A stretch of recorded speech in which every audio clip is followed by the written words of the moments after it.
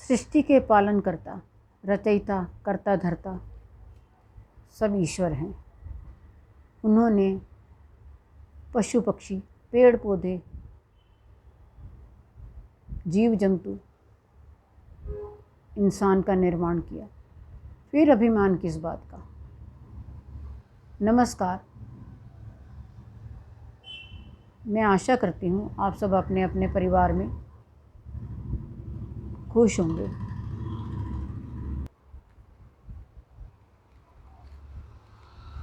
अभिमान या अहंकार तो अपने समय के शक्तिशाली कहे जाने वाले कंस और रावण का भी नहीं रहा। आधुनिक युग में एडोल्फ हिटलर और नेपोलियन का भी नहीं रहा। वे अपने ही दंभ में चूर चूर होकर समाप्त हो गए। कल हमने बात की थी सूक्ष्म गति की। अभिमान भी एक गति ही है। कहते हैं ना, जो जितना तेजी से ऊपर उड़ता है उतना ही तेजी से वो नीचे भी गिरता है और शीघ्र ही उसका पतन भी हो जाता है। कहते हैं जब मनुष्य अपने आप को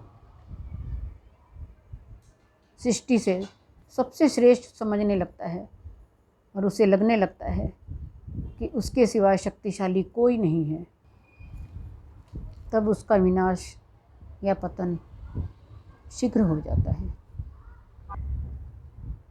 अहंकार या अभिमान की यह प्रवृत्ति आज की नहीं है, बरसों पुरानी है। किसी को अपने रंग रूप, अपने घर, पैसा, रुतबा, अपने पद पर अहंकार होता है। जब वो इस घमंड में आ जाता है तो उसका पतन निश्चित है। इसलिए मनुष्य को अभिमान से दूर रहना चाहिए।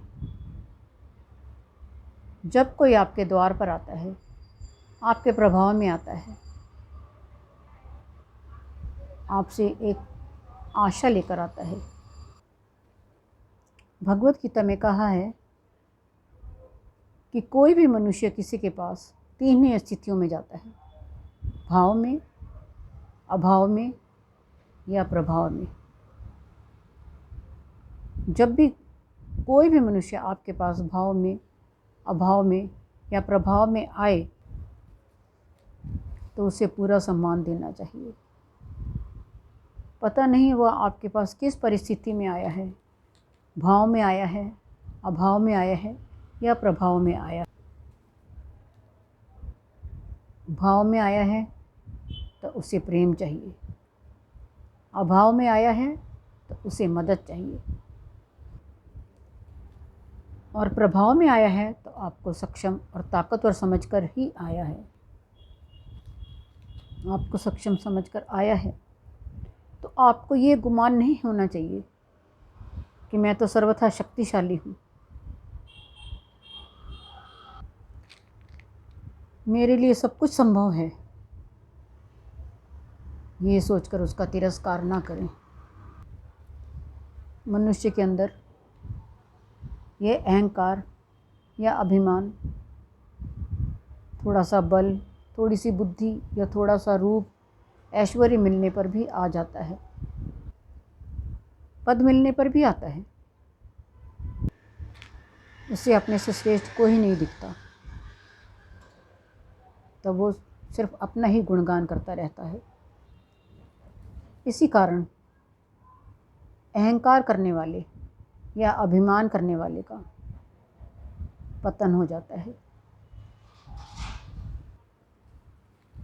और उसका वजूद समय के साथ समाप्त हो जाता है।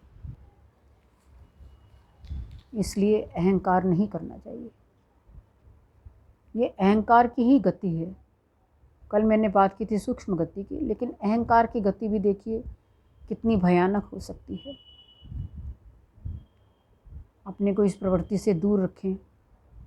हमें सबको इस प्रवृत्ति से दूर रहना चाहिए। हम भी इसी दुनिया में ही रहते हैं। धन्यवाद। आशा करती हूँ आपको मेरा ये छोटा सा ब्लॉग पसंद आया होगा, तो कृपया इसे शेयर करें, लाइक करें और सब्सक्राइब भी अवश्य करें। अगर सब्सक्राइब नहीं किया है तो प्लीज़ अवश्य सब्सक्राइब करें। धन्यवाद।